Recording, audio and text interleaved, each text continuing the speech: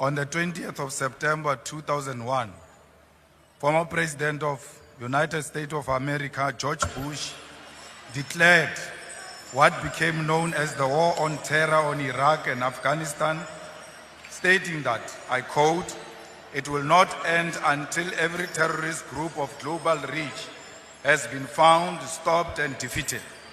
What followed was a massive disinformation campaign to justify the 2003 invasion of Iraq and Afghanistan under the pretext of locating and destroying weapons of mass destruction. Decades later, no such weapons were ever found. This invasion was about minerals and oil reserves, not weapons of mass destruction. Iraq and Afghanistan have never recovered.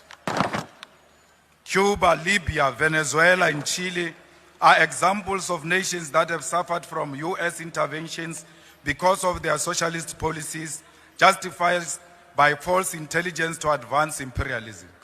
Cuba has endured decades of sanctions for nationalization of strategic sectors of the economy, supporting African liberation and socialism, while Libya was destroyed because Gaddafi rejected US dominance.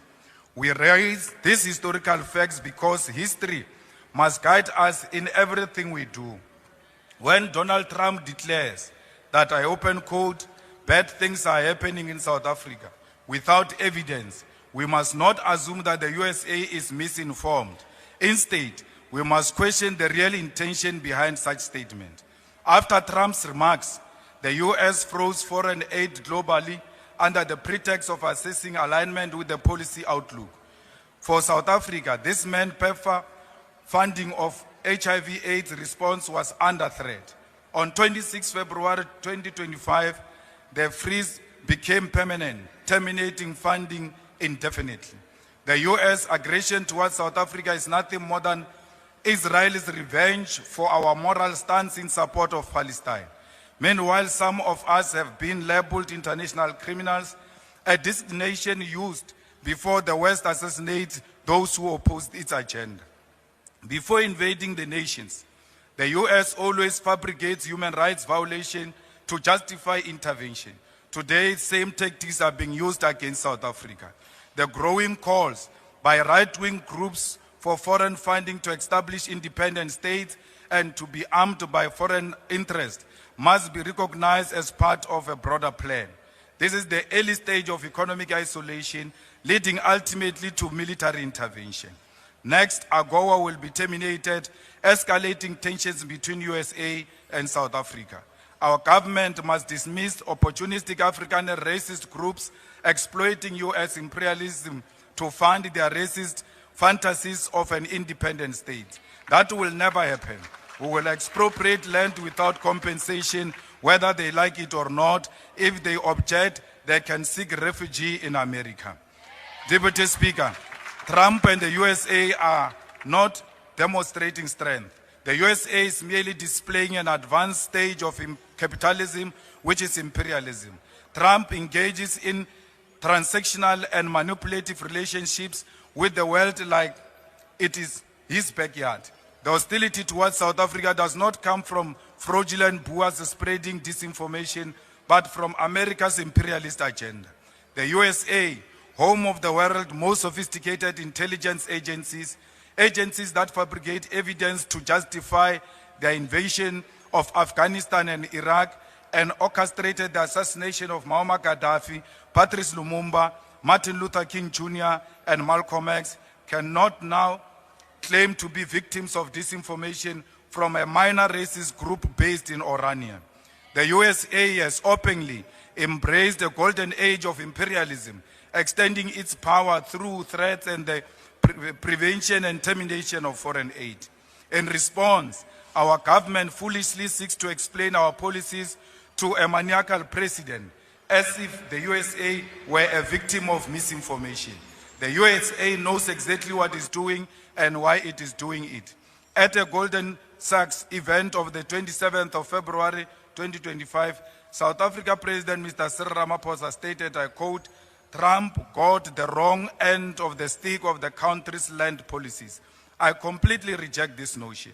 The USA, home of Elon Musk's platform, X platform, Jeff Bezos, Amazon, Facebook, Google, Tesla, Starlink, and Silicon Valley, the global hub of data collection, cannot claim to be misinformed. They are the greatest perpetrators of disinformation. The USA is the greatest perpetrator of disinformation. It is now using its own falsehood as justification to attack South Africa. This government refused to acknowledge the real issues. We are being punished for supporting Palestine against apartheid Israel, nothing else. The USA does not believe there is a white genocide or land grabs in South Africa. These lies are useful tools to justify economic aggression and seek to weaken our moral authority to condemn Israel's genocide. Foreign aid has always been a tool for Western imperialism and control. It must end with South Africa. We must expand our trade and strengthen relationship with China, India, Russia, Brazil, and Singapore, while emphasizing African unity. The USA is on a full mission to extort the world into submission, and as a result will become increasingly isolated. Our sovereignty, security, and economic prosperity on rejecting the American Golden Age, a project of imperialism. The world must move forward without the USA if true progress is to be achieved. We are not the puppets of the USA. We will never be bullied by Donald Trump and his friends. South Africa remains an independent state, which is not handled by the USA. The majority of South Africans love their whites. They worship them everywhere they go. Why will they kill them? They always seek white validation and affirmation of whiteness. It is a black talent. It is a black talent. It is not a black talent until white people say so. If it is a black skill or innovation, it is not until white say so. If it is black quality product, it will have to pass many hands before they endorse this product. Any political party without white endorsement will never receive any electoral support and financial support until white establishment says so. Like the Cuban people will never give up on our freedom against American imperialism. We must unashamedly continue to stand with Palestine and Russia. We are product of international solidarity. We are Palestinians and they are Africans. We will die shoulder by shoulder with Palestinian people. We will be buried next to their graves because no amount of American bullying and financial dictatorship will separate us. Not even death will succeed. From the river to the sea, Palestine shall be free. We are not product of land theft or genocide. We are not grabbing any land, but claiming what rightfully belongs to us. We are not engaged in what genocide. Instead, we are coexisting with our white murderers. Whatever it takes, this land shall be expropriated and will be returned to its rightful owners. Victory is certain. Hasta la victoria siempre.